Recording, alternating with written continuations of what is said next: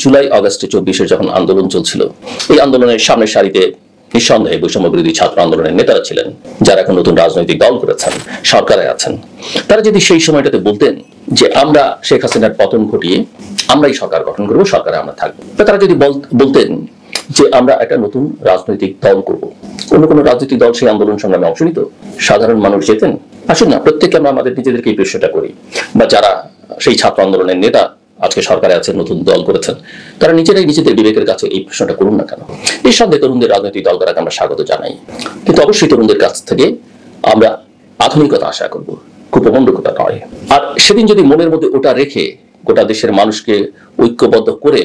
বা সরকারের সেদিনের নিপীড়ন, নির্যাতন, গুলি, হত্যাযজ্ঞের বিরুদ্ধে প্রতিবাদ জানিয়ে যে মানুষ রাস্তায় নামলো, তাদেরকে একরকম কথা বলে, 3 তারিখের বক্তৃতাও আরেক রকমের কথা বলে, নিজেদের ভবিষ্যৎ স্বপ্নের কথা না বলে যা করলেন, যা করা হলো, সেটা কি প্রতারণা?